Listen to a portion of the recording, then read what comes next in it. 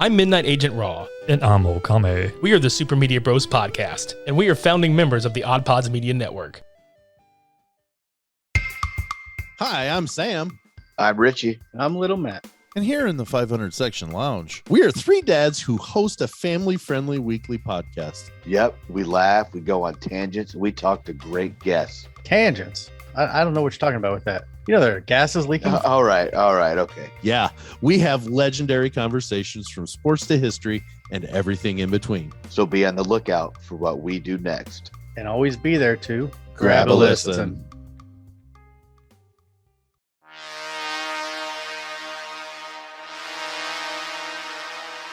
Pazoo Zoot Suit Riot. Reaganomics. Family Feud, not the game show.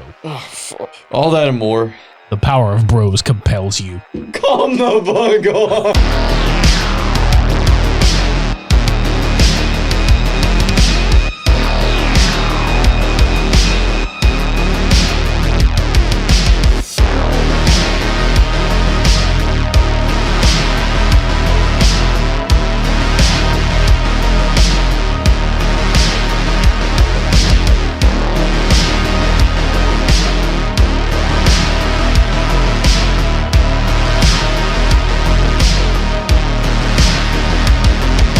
Did you happen to see a strange old man in like a dusty Indiana Jones get up on the way over here? No, but I heard this weird clucking sound the whole way. Did you have a chicken in the back seat? No, just a weird head. And some ants, but the ants have always been there.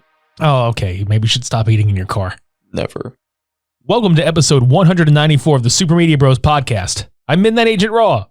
And I am Special Delivery Dev. Tonight, whatever time it is.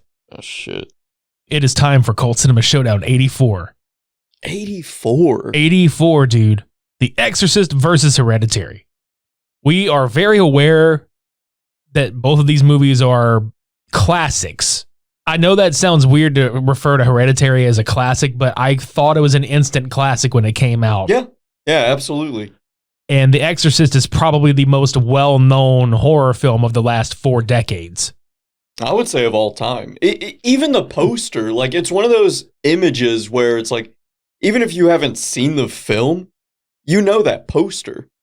Yeah, you see Father Merrin staring up at the spotlight. Right. Shit's about to go down. Yeah. And what I love about that poster, too, is, like, it screams out that era of film. Like, it looks 70s. classic. Yeah, exactly. So we're just going to jump right into it. There's not going to be a lot of bells and whistles, shall we say? Yeah. I mean, it's funny because every time you and I discuss films on here, particularly for the Showdown, it's always dog shit movies. These are actually great. So it's like, oh shit, I feel almost handicapped as a on-air persona. I wouldn't be. It's, I mean, there's still some funny shit to point out about these movies, obviously.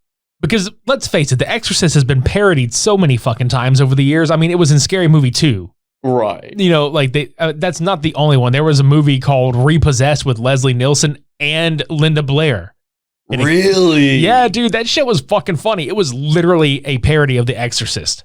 I have not seen that. I have not even heard of it. You would fucking love it. Okay, I'll look into it. Bet. All right, cool. So we're going to jump into The Exorcist first. This film actually has a couple of, well, it's got a few really great actors and actresses in it. One of which being Ellen Burstyn, who a lot of people currently remember from Requiem for a Dream. Holy shit. Yeah, she was yeah. And I almost clicked on that the other day on HBO Max. Almost rewatched it. Very good movie. And Max von Sydow. Dude, this guy has been everything. Like, he just died last March. Wow. Yeah, like, he was 90, bro. But this dude has been in a shitload of movies. Like, we covered Flash Gordon not long ago. He was Ming the Merciless, dude. Yeah, he was old then. Right? He was in Dune, the 1984 Dune. Yeah. He was in Minority Report, Shutter Island. He was in The Force Awakens. It seems as though he thought he was auditioning for the role of Indiana Jones, because when we open in this fucking movie, he looks like he's about to take us to the Temple of Pazuzu. He really did, man. The whole thing, it really looked like whenever they were looking for the Ark and they went to that one tomb with all the snakes and everything. It had to be snakes. Oh, snakes. But, no, like, it that's what it reminded me of. Like, all of those people just gathered around, just clacking at the dirt and everything. Right. Like, let's dig up all this bullshit. Yeah. Felt like I was watching Holes. Bruh. But what made me laugh is whenever he's getting up and that kid runs up, he's like, oh, they found something. He kind of, like, the way he gets up, he's just like, oh, you goddamn kids think they found something. I've been doing this for fucking 70 years. And he's, like, getting up and shit. I know. I probably found, like, a nickel or some bullshit. They probably found a dried turd.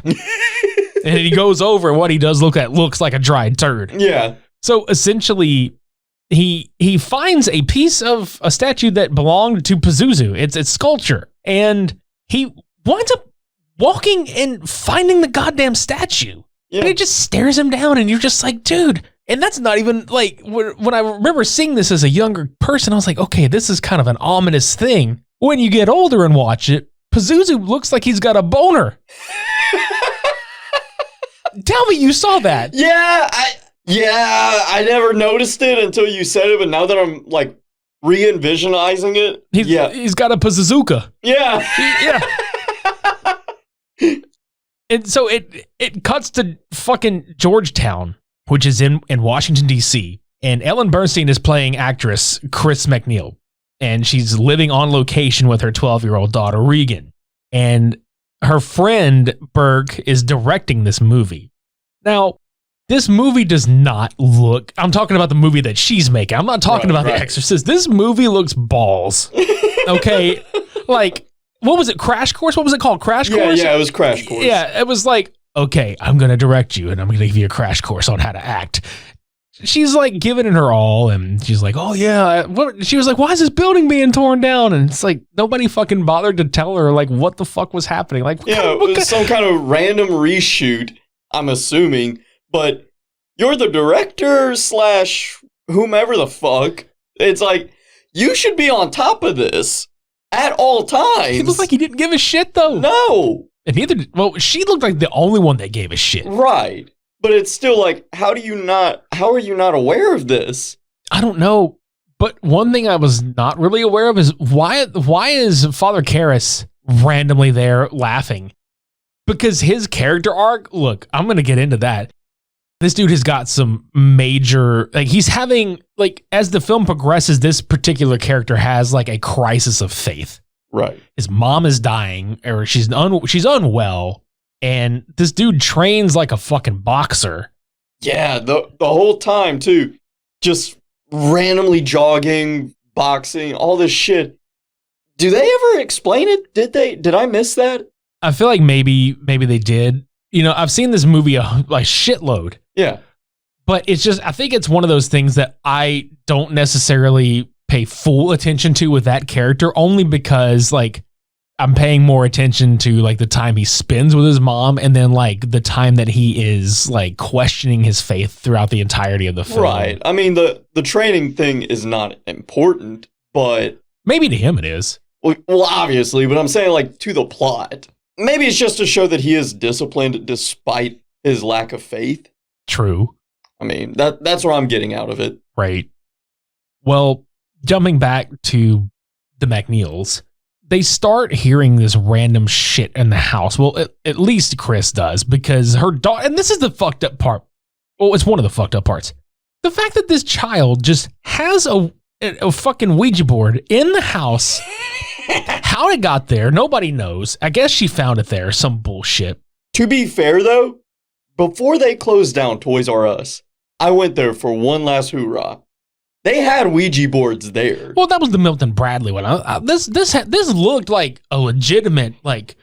fucking slums of New Orleans, already, like, blessed and shit. This shit cursed. This shit is cursed, my dude. Bad. But she just has it randomly in the washroom in the fucking basement. My mama would have beat my ass. Same. The fuck you bringing that shit in here for? Oh, yeah. Beat your ass up. What the fuck? Right in the goddamn face. So she shows her mom, oh, look, I've been playing with this fucking board. I got a friend called Captain Howdy. As soon as I heard the name Captain Howdy, the first thing that came to mind was Captain Spaulding from fucking House of a Thousand Corpses. Yeah. Like, that's how I would picture Captain Howdy looking. Now that you say it, yeah. Like, whenever I heard it, I kind of did like a mental note of like the time period in which this film came out, pop culture, all that stuff. I thought it was not a reference, but sort of play on Captain Kangaroo. But now that you say though, yeah. Yeah, it's got that dirty ass like clown look. You like clowns? Yeah, just this grimy, dusty, crusty fucking just dirty ass motherfucker. Yep. And, you know, I don't want to go through the film beat by fucking beat. We'd be here all night because chances are, if you're listening to this, you know these movies already. You've seen them. Yeah. But there are some things to point out. So, in a nutshell, Regan begins acting really strange. Like the mom has a battery of fucking tests done, which I'll be the first person to admit. I can watch decapitations. I can watch people getting stabbed to death. I can watch chainsaws cutting motherfuckers in half, chopping limbs off, explosions. The instant I see bone through skin breaking of like legs, or when they are giving, I can't remember what medical procedure it is. I think it has something basically to do to test to make sure there's not like something in your carotid artery. When they put that fucking, it looks like the needle end of an air pump when you pump up a basketball. Yeah. They put that fucking shit in her neck and that blood just, I was like, no. I know. No, thank you. I cannot deal with medical shit. Oh, dude. Just yesterday I was watching the show called My Feet Hurt. And they were doing procedures on a foot. And they were showing them literally pulling the bone from his toes out of the skin and reconstructing the foot. So you would have had a field day with that shit. Nope. No thanks. Nope. So during all this shit, this is kind of fucked up. Like, okay, so Chris knows that Regan is dealing with all this crap. And she's acting really weird. But at one point in the doctor's office, she's like cussing. And I had to laugh at this one sequence because she tries to tell, the doctor tries to tell Chris to what extent is the child like cussing. She never cusses. And the doctor looked at her and was like, well, quite frankly, Mrs. McNeil, your daughter said to keep my fingers away from her goddamn cunt. And the mom, Chris, she stifles her laughter at first. And then she's just like, oh, okay.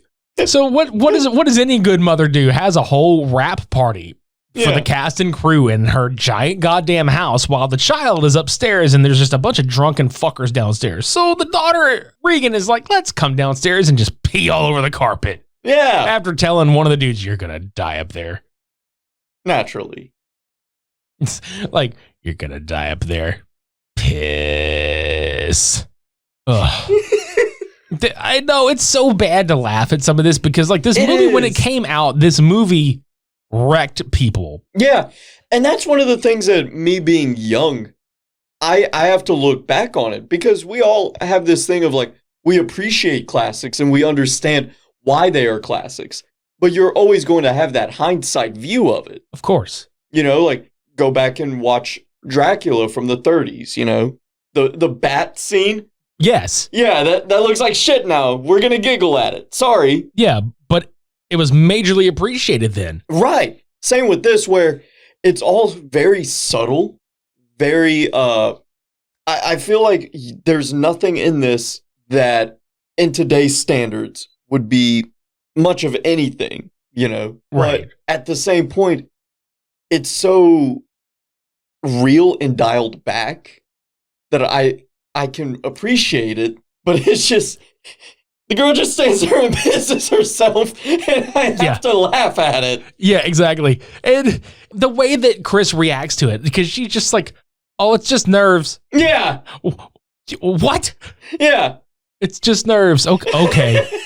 All right. Because that's how people respond. They just tell people they're going to die, and then they're going to piss themselves. And mind you, the dude was an astronaut too. That's what made it like okay. It's not like it was just some douchebag that was your dad's brother's friend from high school. Right. No, this is like a government affiliated, like huge deal. Right. And it's just like, yeah, let me tinkle right in front of him. Yeah, exactly. He's like, a toast to my NASA career. A toast to going to the moon. A toast for me. You're going to die of their piss. Yeah, exactly. So they start to notice that there's like poltergeist activity in the house. And that's coupled with Regan having like very big feats of like abnormal strength for a 12-year-old. Yeah. Like, okay. So this is when we get to the bed like shaking and shit. They did more testing and shit too. Yeah. But like we said, they put her through a fucking ringer of tests like throughout like the first like quarter to the half of the movie. There's a scene that I forgot that is actually very integral to the rest of the film. Burke, the director, who is Chris's friend, she asks him to babysit Regan while she's sedated. Well, she comes back and they tell her that he died. He fell out of the fucking window and she is like just devastated. But they blame the shit on as an accident because he drinks heavily. Well, this fucking lieutenant dude comes and investigates the shit. And he has his beliefs that Regan did it. Mm-hmm. And everybody's like, just why? She's a 12-year-old. Exactly. So like they bring Father Damien Karras in, struggling with his faith. Yeah, let's bring this dude in whose mother just fucking died, which is also integral to the plot. Like his mom dies and he blames himself for it because he's like, oh, maybe my faith wasn't strong enough and all this other shit.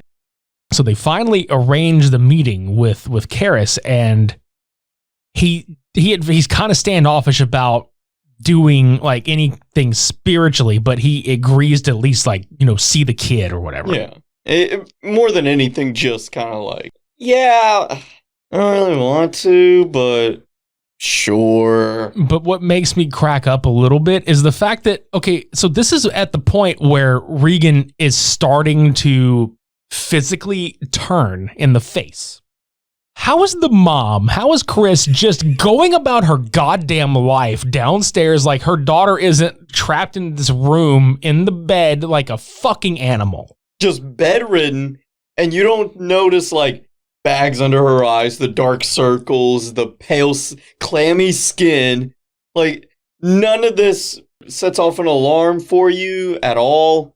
Nothing? No? Okay. There is the whole sequence where I'm just going to come out and say this. Oh, Lord. This is one of those scenes where out of context, it is... I have a very fucked up sense of humor, and this shit is funny to me.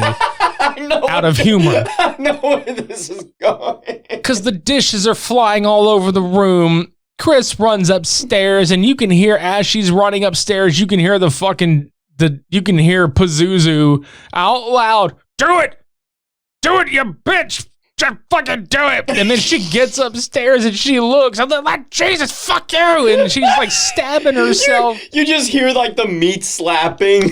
Dude, I gotta tell you that, or there's no better way to preface this than to just, I've seen The Exorcist about 167 times, and it keeps getting funnier every single time I see it.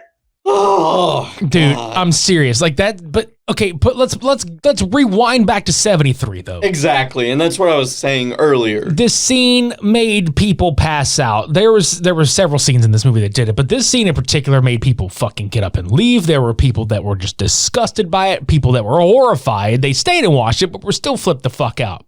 Mm-hmm.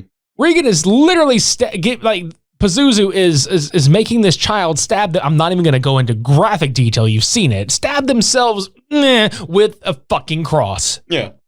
And then grabs her mom, shoves her face there, bloodied. And I have to talk about this stunt because it's very well known to most people that Ellen Burstyn has had a history of back problems ever since this. When Regan slaps the piss out of her mom and she just fucking hits the floor like your book sack from school. You all know what I'm talking about. You get off that bus, your parents aren't home, you're like, I'm gonna just yeet. It just fucking just throw that motherfucker across the fucking house and just onto the floor. Like her mom may as well have just, like that's what you just hear. You just fucking hear onto the floor and she's, ah! But that scream was very real. Oh yeah, it was, dude. Once you brought it to my attention and we looked back, her face, you can't fake that face. You can't fake that shit. That hurt like a bitch pain. The fucking back of the head slamming into the wall. That guttural, like, I can't even fucking do it. It's so bad. But like, this is a part like where it's like, okay, this is scary. This is funny. It's scary that this would be happening to somebody's child. It's scary that this kid has this much strength to smack me across the fucking room. However, it's funny to watch a whole dresser go Beauty and the Beast, like walking towards her. Like, be my guest, be our guest, put your spirits to the test. And just like fucking walking up to the mom and she's like, oh God, a fucking dresser. And then the chair slides and shuts the door. And it just stops too.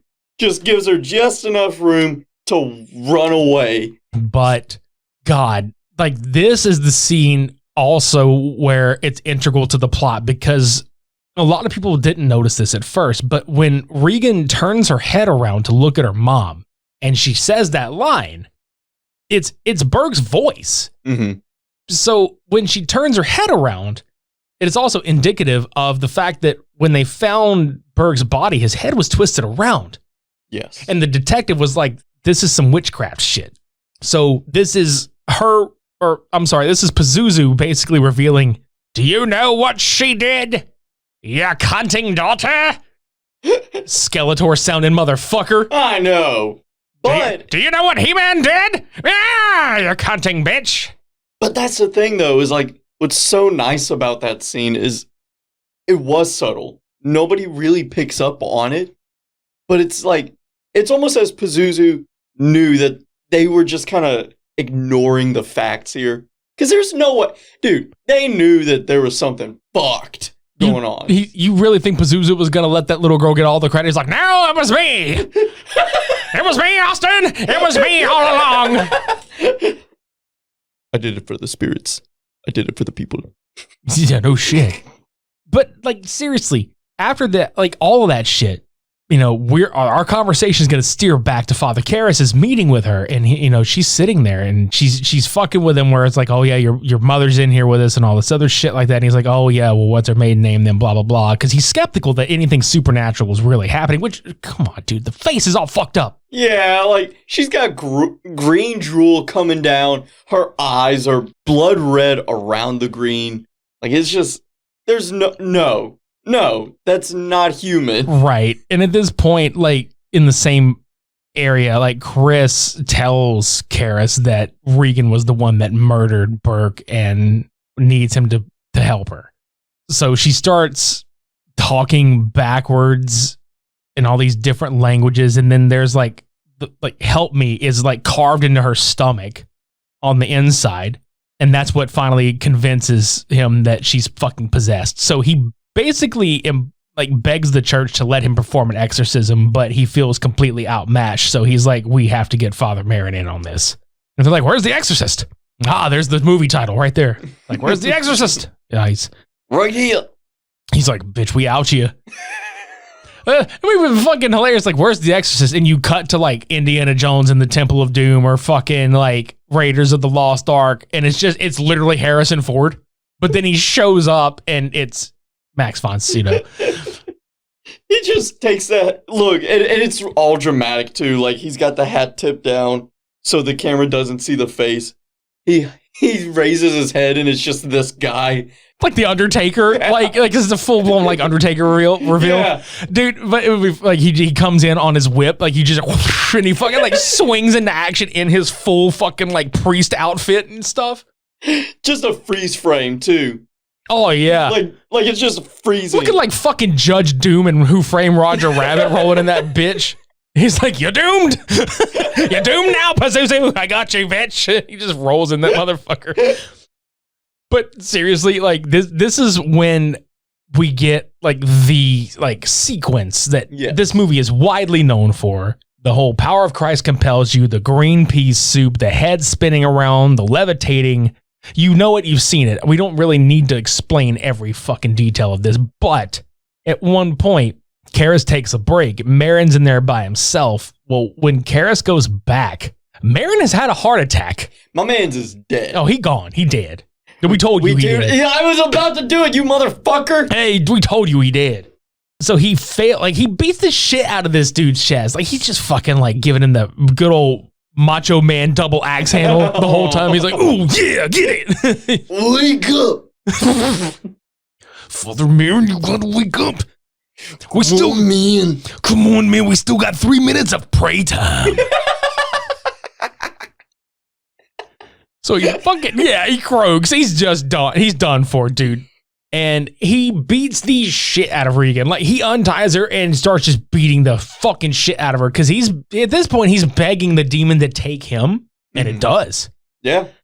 And Karras still has just enough of himself left that he just yeets himself through the fucking window. And dude, this fucking staircase fall is horrible to watch. It's brutal. That's one of the things that has stayed throughout the years, you know, like this whole, like, how long is this entire sequence, the exorcism itself, on up to here? It's probably the last 30 minutes of the film. I was about to say, 20, 30 minutes. Yeah.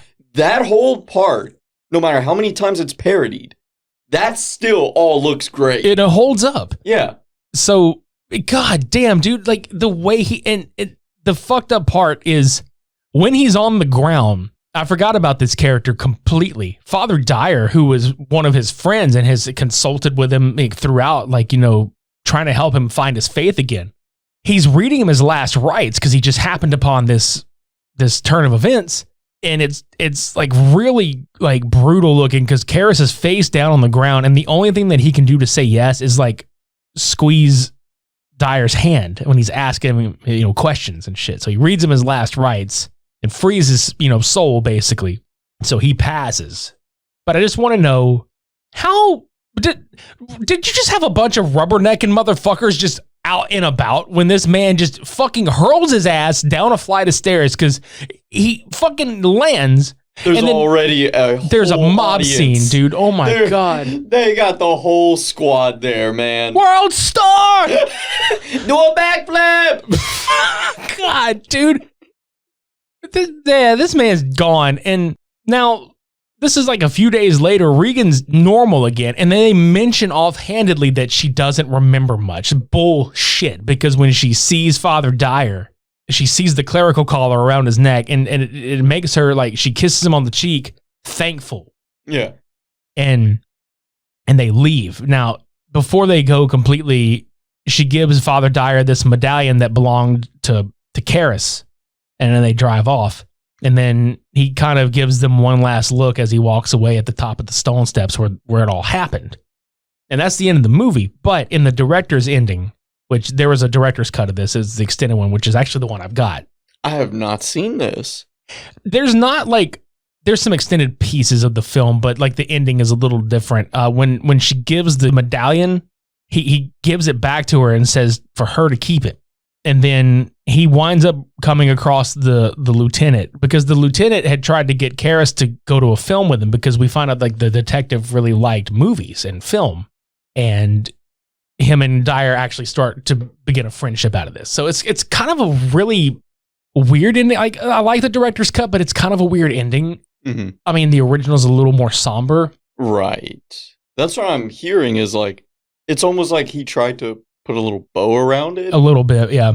And it's like, this isn't the type of movie for that. You don't put a bow around pea soup. No. You don't tie a bow around a 12-year-old girl being possessed by a demon, stabbing herself in the pussy with a crucifix, and then a priest getting possessed by the same demon and then killing himself. You don't tie a bow around that. I'm sorry. This Christmas, experience The Exorcist, only in theaters.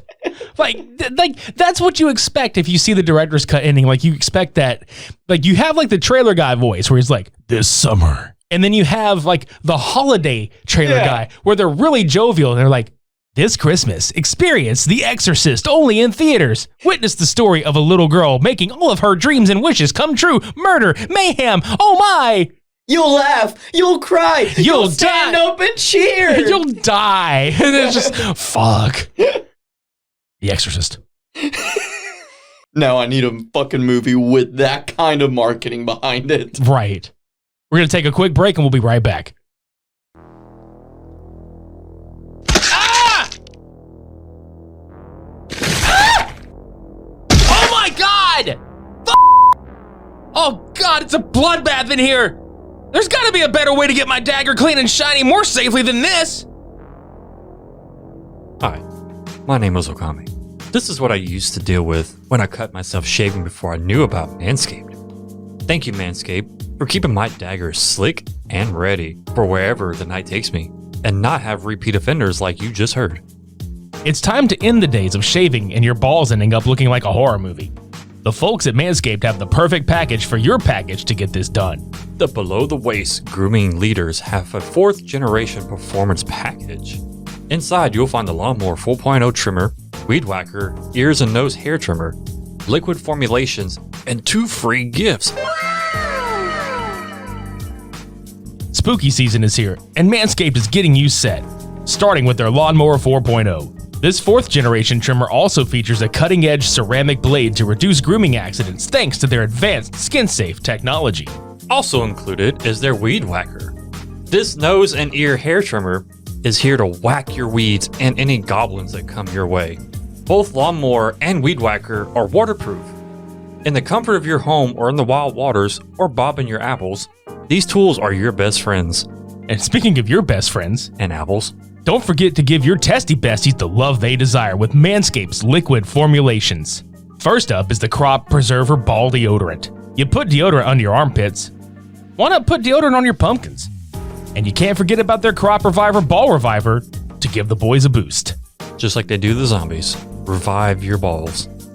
Manscaped even threw in 2 free gifts to this performance package: the Manscaped Boxers and the Shed Travel Bag. Get 20% off plus free shipping with our code SUPER at manscaped.com.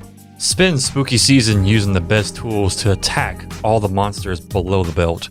Get 20% off and free shipping with the code SUPER at manscaped.com. That's 20% off with free shipping at manscaped.com using our code SUPER. Slay your worst pubes and keep your dagger clean with Manscaped. And don't let your sack look like Freddy.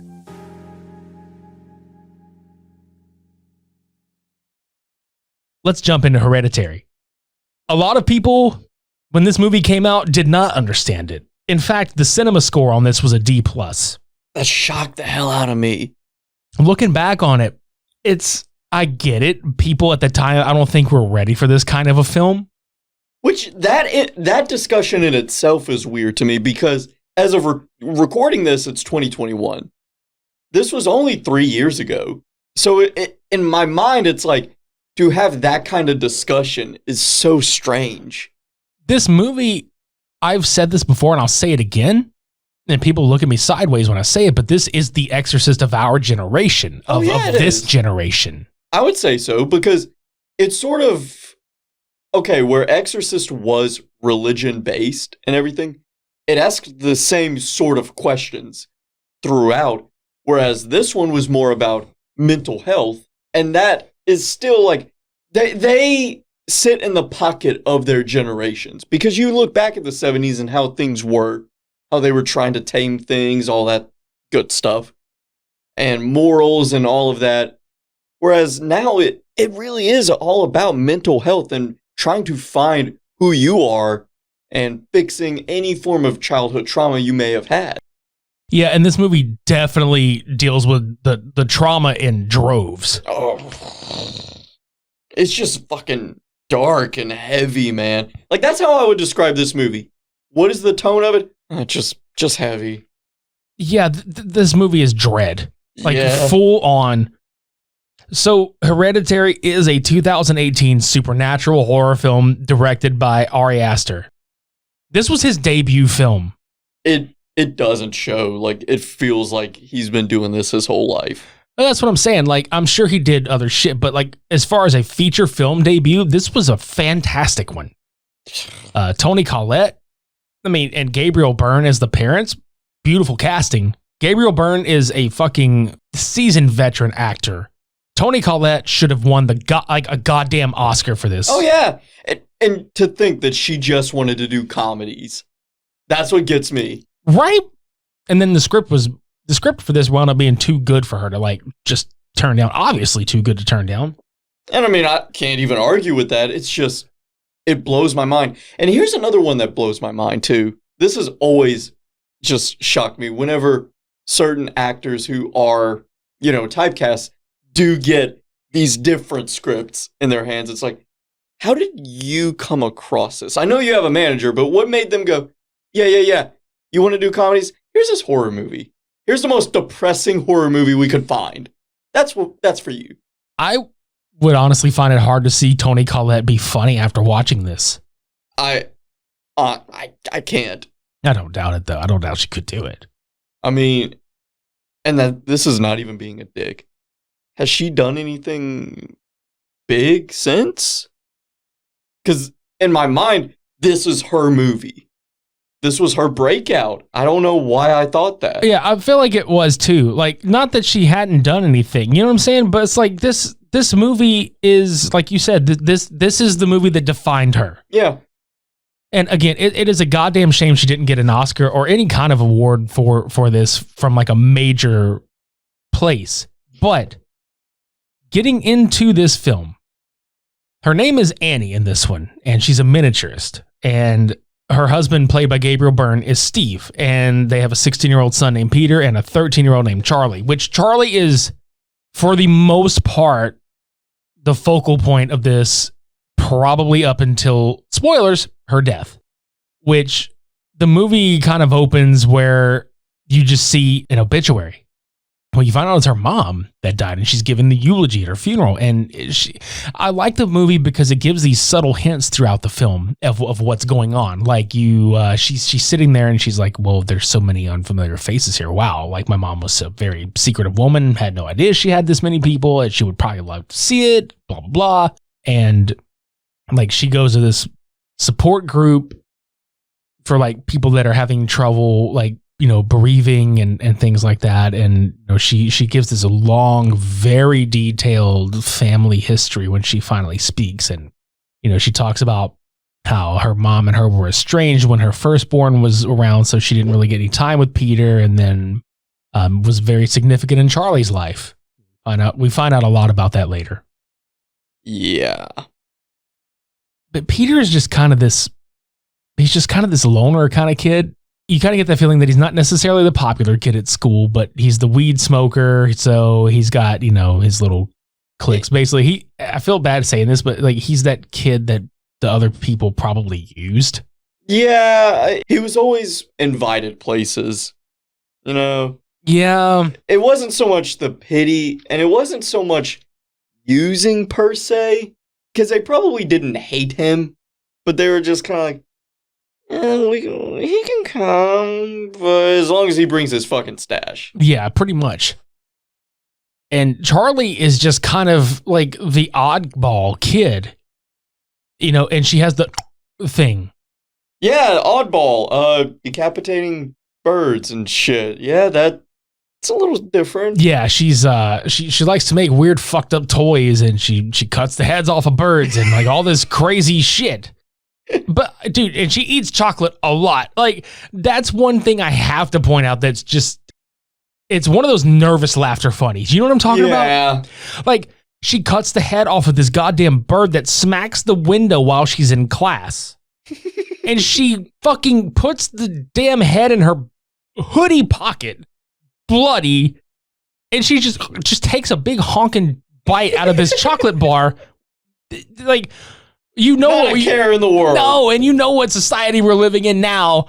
There's no hand sanitizer. She just puts the shit in her pocket and she eats her fucking candy bar, and I'm just gonna go home and I'm gonna shove this onto something. Yeah, just this seems normal. This is the right thing to do. This is her normal, dude. It's fucking, what the fuck, man? Well, there's one point where the parents are just like, does that chocolate have nuts in it? We don't have the EpiPen. Another small hint of things to come. Jumping into it. That bitch is dead. Yeah, okay, so yeah, Peter wants to go to this party, which it's so fucked up because the mom, Annie, is basically shoving Charlie onto this, like, and she's always working on her miniatures. Like, I forgot to mention that, like, when the mom dies, when Annie's mom dies, like, she kind of starts building miniatures, incorporating it into her work. Like, she's been putting this whole project together. And a lot of the symbolism there of eventually something outside controlling the things that are happening in this fucking house, it's very symbolic that she's actually doing this. And then the fact that she makes her own mother, she had that such weird relationship with her. But anyway, like, she's in the middle of doing this shit. And, you know, Peter's like, oh, I want to go to this party. And she's like, well, you're taking your sister with you? And he's just like, do you want me to take, like, the way they talk to each other, you can tell they're not very, there's tension. Yes. Because they're answering questions with questions. Mm-hmm. And that is like classic telltale of like, I don't know how to talk to you. Yep. I mean, am I wrong? But maybe, but that's what I see. No, I get that too. And also, if she knew like what the party was going to be, no, you wouldn't bring your 13-year-old sister to that. Yeah, because she at one point she does ask him, she's just like, are you going to be drinking? And he's like, I just told you that I'm not going to be drinking. She was, and the fucked up part is that, like, I think in that moment, the mom was not, she wouldn't have cared. Like, Annie wouldn't have cared. She just wanted to know. Yeah. So she's like, okay, well, we'll take your sister. And Charlie didn't really want to go, but she just kind of, like, this has a whole, everything we're saying has like a shitload to do with everything later. So Annie basically forces Charlie to go, forces Peter to take her. Well, they get to this party and he's got the weed. So you know he's going to hit it off with the chick that he's been staring at the whole time in class earlier. And Charlie's like, I don't know anybody here. And he's like, well, look, they're handing out fucking free cake. He doesn't say it like that, but he's just like, they're handing out free cake, you know? And so what would any child do, man? Like, yeah. And you have to at least hand it to the kids that are there. I know this is a weird thing to just kind of branch off to, but this is the parent in me. I know they didn't realize what, you know, the allergy situation, but the fact that they were around a child that is significantly younger than they are. And I don't mean like significantly like by decades. I mean, we have that mentality when we were teenagers. You don't hang around with the younger, like, fucking middle schoolers. Like, Right. That's not cool, man. No, it's not. You don't interact with, even if it's your friend, you don't interact with their little brother or sister because fuck them. They're younger. They're stupid, blah. The fact that these kids were like, we're gonna party with this girl. We're gonna give her this cake, make sure she's, you know, fed, taken care of. You know, she's just chilling. I think that's a generational thing, honestly. And I'm glad it exists. Yeah. But unfucking fortunately, they were putting motherfucking nuts in this cake. And Charlie eats a giant goddamn block of this. And over the course of the night, which is condensed to a few minutes, her throat begins to close, finds Peter getting high. And she's like, I need help. Cut to one of the most devastating things that I've ever seen put to film. Yeah, it was the first time I watched it, I'm not gonna lie. Did it kind of like I don't mean like shock you, like, oh my God, like, I mean, yeah, obviously, oh my God, but was it more of like that, again, that kind of nervous laughter moment where you're just like, oh my God, did that actually fucking happen? Yes, but not because of the film itself. I was doing the nervous laughter because I was babysitting this chick's brother, and he was like 8, and I was like, oh yeah, we're gonna watch this movie, whatever. And he's like, okay. And it was at this point in the movie, the bird head chopping thing was already weird to him. He was like, why are they doing that? I was like, just watch the movie, it'll be all right. And that's exactly how I said it to him too. Once this scene rolled up, I looked at him, I was like, hey buddy, you want to go play some video games? You want to go over there and do your thing? He was already on it, yeah. He was already teary-eyed and everything, and I was like, yeah. You were like, shit, I missed it. Like, not like I'm like you missed the cue to be like, I should have probably dismissed this child. Yeah, I probably should have.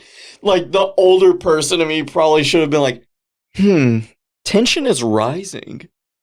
I should probably tell him to leave. This was your first watch, right? Yeah. Okay, then I don't blame you for like fucking that up. But dude, yeah, that scene, goddamn, look, that goddamn pole came out of nowhere like John Bradshaw Layfield's clothesline from hell. Took that girl's head, cleaned the fuck off. Now, I say that just to kind of soften the blow. Peter is so in shock and high at the same time that he can only muster tears and drives home. Slowly, somberly. Dude, your decapitated sister's body is in the backseat of this fucking car. Her head is on the road.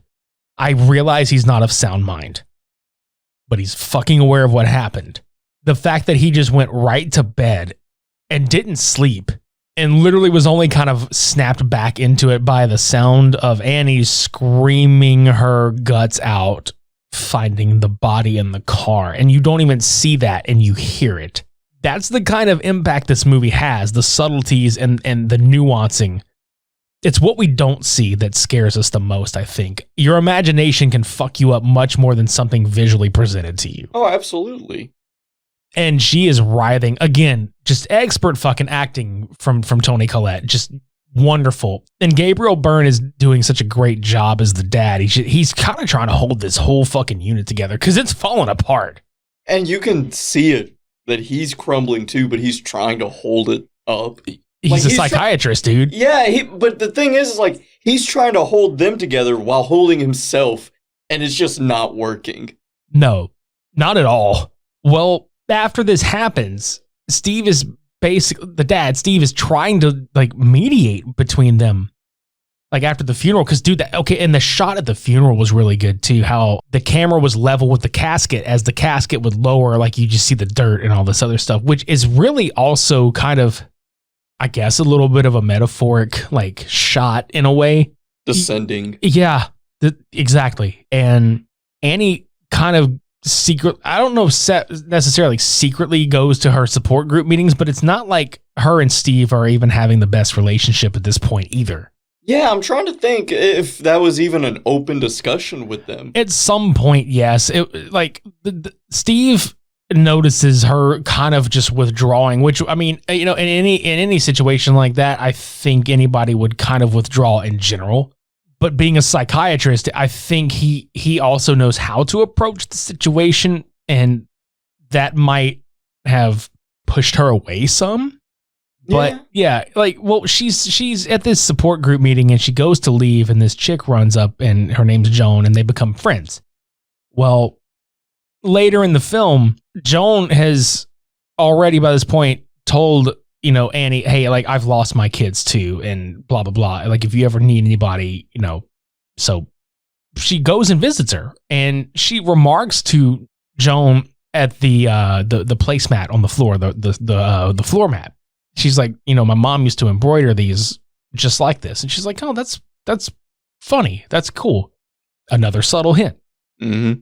So they sit there, and I think it was like the second time that they ran into each other. I don't remember if she had gone over there the first or the second time. It's been a hot second. But at one point, Joan is starting to teach Annie how to do seancing because, and that's another thing that got hinted at. Like at one point in the mail slot at their house, like you see the pamphlet for seance, like an open seance, like get shoved in there. And Joan had attended this and runs into Annie when she's at the store getting some stuff.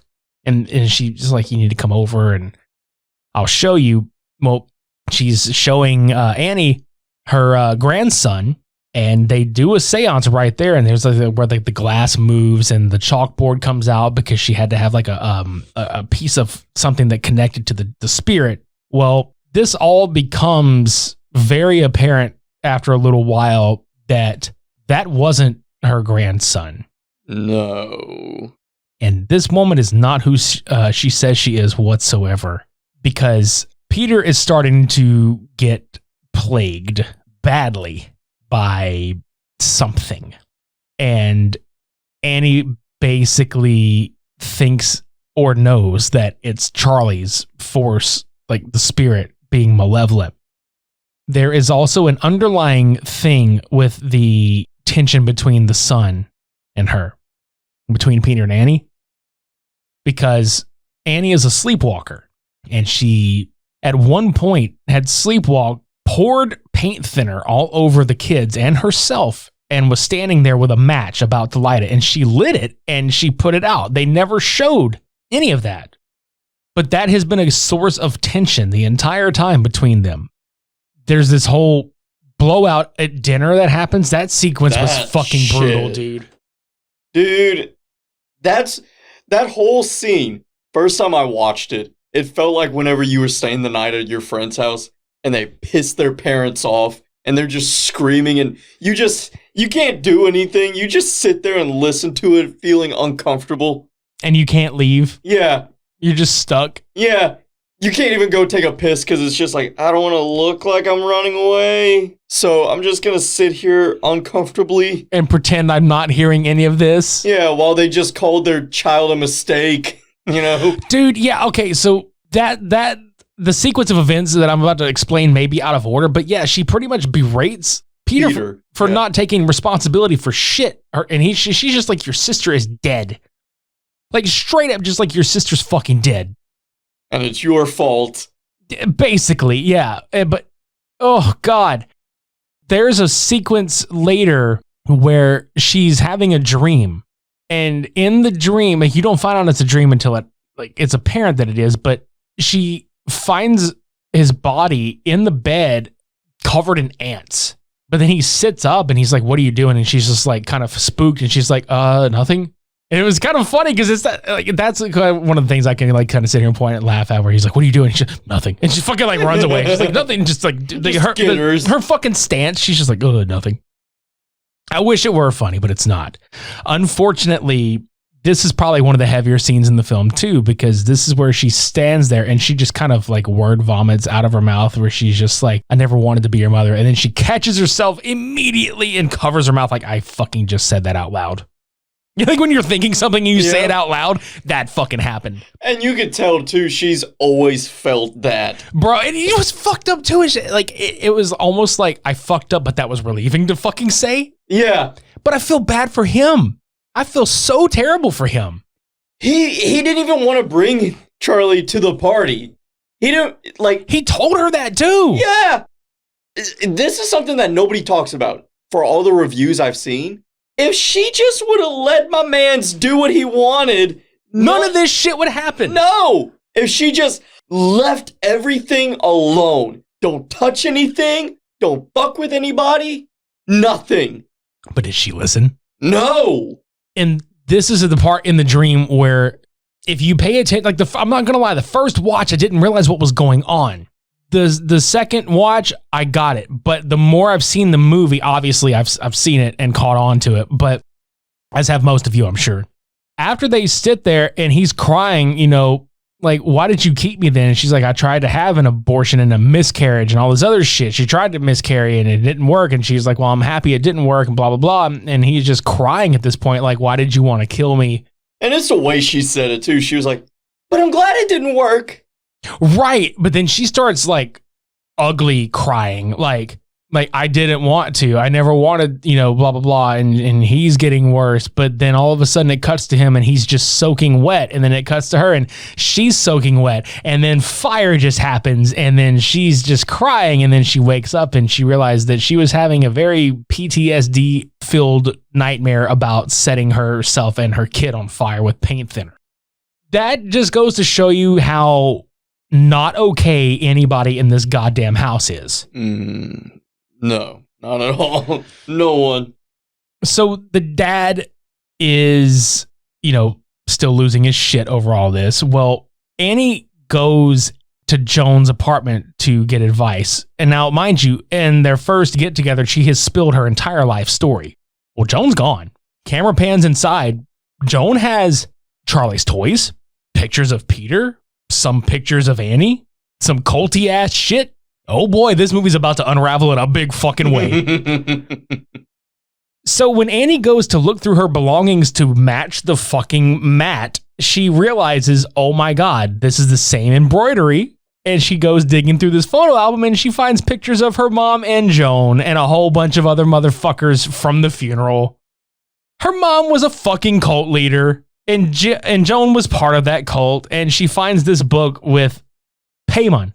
Yeah. And payment, which it sounds like payment, which is fucking funny if you think about like What this the themes are. Right, but this motherfucker, like, okay, so the story goes, and that payment in this was supposed to inhabit the body of a male host, which is why Joan wanted to get to Peter, but because they were estranged, she couldn't.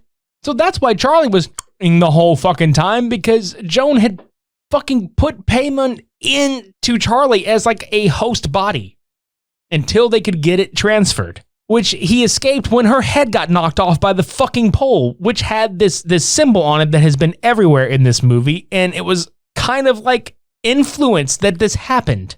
Now, she sees all of this and puts the pieces together, and there's been weird smells in the house the whole time, and flies and bugs and shit. Well, she goes to the attic, her mother's corpse is in the fucking attic. Meanwhile, earlier in the film, the dad got a fucking phone call from the funeral company, not even a week out of the burial, it had been desecrated. Bruh. So, this is where we get the whole mind fuck. She tries to burn this book because she did a seance with Peter and Steve. So now the spirit is just attached to this fucking drawing book that Charlie had. So she tries to set it on fire, but it sets her on fire instead because she's linked to it. So she puts it out. But later when she's trying to tell Steve about all this shit, he thinks she's batshit because of like the dissociative identity disorder like that her mother had shared and her grandmother. Hereditary. It's all making sense. Which, I mean, let's be honest here. Most of us would just say, no, you're just crazy. And that's what he was doing because he's a psychiatrist, and unlike the detective in The Exorcist, this motherfucker don't believe in any of that supernatural shit. And to his credit, why would he? Right. You know, he's a man of science. If he's a man of science, that motherfucker should have had a flame retardant suit on. Yeah. Oh, come on. Yeah, Devin, please explain to everybody why I said this. My man's fucking blew into flames because they tried to burn the book, and instead it just took him instead. Everybody's linked. The whole family. Yeah, everybody's fucked. And that was kind of I guess that was a shocker because they set you up to think like she was wanting to sacrifice herself to save the family. Right. And he wouldn't burn the book. So she just throws it in and he just poof. But there's been a light trail happening throughout this whole movie that I didn't really like think to mention. It got Peter's ass in class. Like he was smashing his head against the desk and busted his fucking nose up. The dad came home with him, which is why they're doing all this shit in the first place. Well, in another sequence of really great acting, in one take, mind you, when she's sitting there flipped out, her face is like horrified that Steve is on fire, but then that light shimmers like right down her face and she just like goes, like she goes derp, like big time. And here's where the climax of the movie happens, and it's fucking scary. To me, this shit is freaky. The way it was shot, there's quiet, there's nothing. Like, I have said this several times. I think no scores are sometimes more effective than if you put a musical score in. Now, granted, music will make or break a film. Yeah, but there's some scenes. Yeah, so Peter is awake in bed, and it's dark. Annie has been sleeping in the treehouse outside with the light on, so he sees the light, and he sits up, and if you don't notice it at first, I don't blame you if you don't notice it. But if you've seen this in theaters, you will because it's a big fucking screen. Annie is floating and just clinged to the top corner of the bedroom, not moving. And then the camera it cuts to Peter looking outside the window, and she just float runs. I'm getting chill, dude. I'm getting fucking chills talking about it. Up is the fact that it was just like a float crawl. Yeah, and it was creepy because it was fast. Bruh. Like, the fact that motherfucker didn't even know that had happened is scary to me. Yeah. And he just goes downstairs, and she's in the top corner again, but he sees all these naked motherfuckers around the house.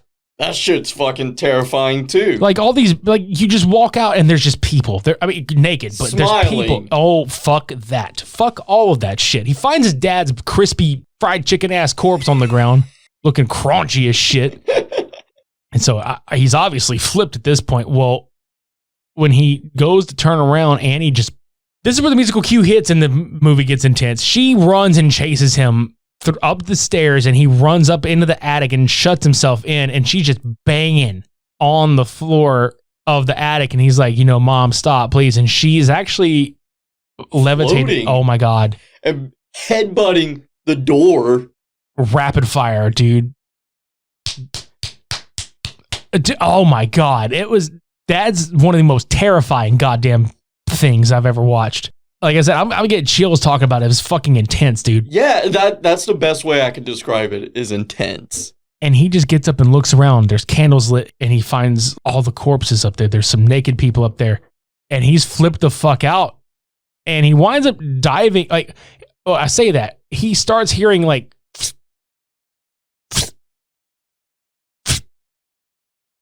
and he just looks up, and Annie is in the attic with him, sawing her fucking head off with a piano wire. Now, you don't see it come off or hit the floor, but he eventually leaps out of the window and just face plants in the garden.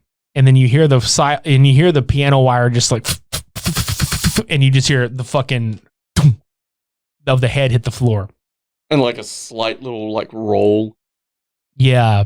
And then the headless body, like you see the shadow of it floating out of the room, and then the little orb of payment like goes up his ass. I'm not gonna make any bones about it. It goes to his back, but I just think it's funnier. It's like, well, I'm just gonna possess this dude. Let me shlimmy on up in this motherfucker.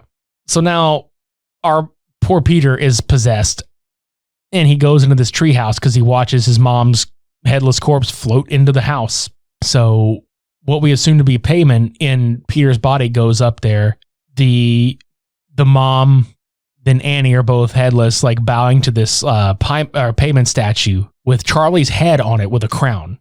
All these motherfuckers are naked in there bowing, and you find out that they finally found a male host for this demon, and the demon is supposed to give riches and rewards to the people that gave him this. So they all literally did this for that.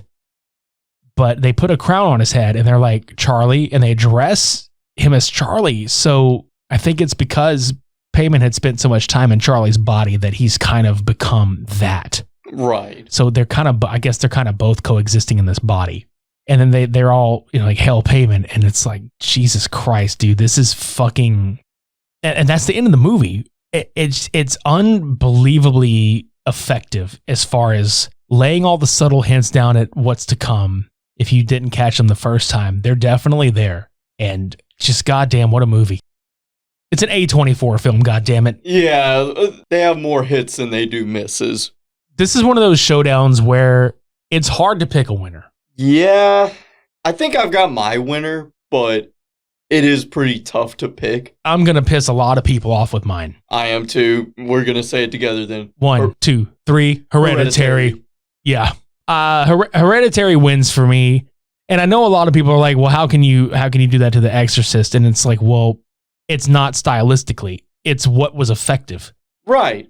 Yeah, because like, if you want to talk about groundbreaking and just making history, all of that stuff, cementing its legacy, yeah, The Exorcist is, I would say, the greatest horror movie of all time. But Hereditary just gets under my skin more. It does, but the thing about Hereditary is when we are talking about film 30 years from now, this movie is going to be top in conversation. I think so, yeah.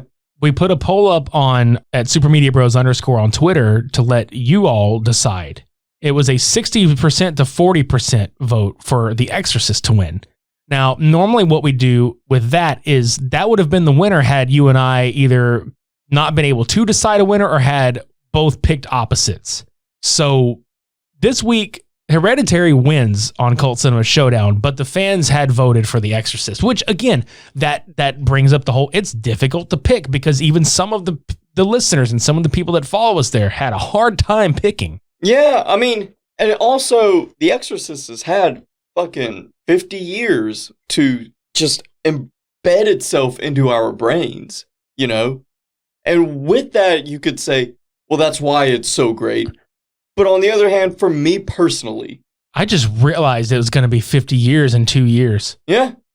Holy shit. Yeah. Your face just like, oh, fuck. I'm old. Damn, I'm old. But no, like, for me personally, it's been around my whole life to the point, and it has been parodied so many times that for me, it's almost hard for me to see it as a horror movie that will really creep me out. Does that make sense? No, absolutely. It makes total sense. It's just because, like, we've seen it so many times in a comedic fashion that I can't unsee it. Right. That's no fault to the movie. That's just pop culture. But I would be lying if I said that it's scarier, you know, like, for me personally. Yeah, same. I mean, I laugh now. Yeah. And it's not just, like you said, it's not to say that it's not scary. It's just, I don't know how else to say it other than it just doesn't, I mean, it definitely holds up as a film. Yes. I think at the time, this was like pre-Satanic Panic. Had you shown Hereditary to a 1980s audience during the height of the Satanic Panic, that might have been like just as up there. Mhm. People walking out, people being like, what the fuck? Like at the last bit. Because you got to think, The Exorcist did drag a little. It had little nuances here. You know, Hereditary really hits in the last half hour with all the shit, as did The Exorcist. That's kind of a similarity between the two films there as well. But I could sit here and wax poetic about both of these movies all night, but we don't have all fucking night. Yeah, I mean, the thing about both of them is you can watch them and still appreciate them, even if you're not afraid, just because of the actual screenplays. Abso-fucking-lutely. And with that, I think we're gonna get the hell out of here. It's been quite a night with both of these films. I want to do something lighthearted.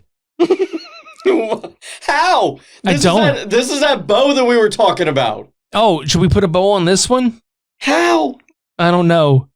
We have 2 more Spooky Media Bros episodes to bring you. Next week will be our Halloween Kills review. Yes, we are going to bring it to you next week. Spoiler filled. Watch the shit in theaters or watch the shit at home on Peacock, where you can just gather a shitload of people for $10.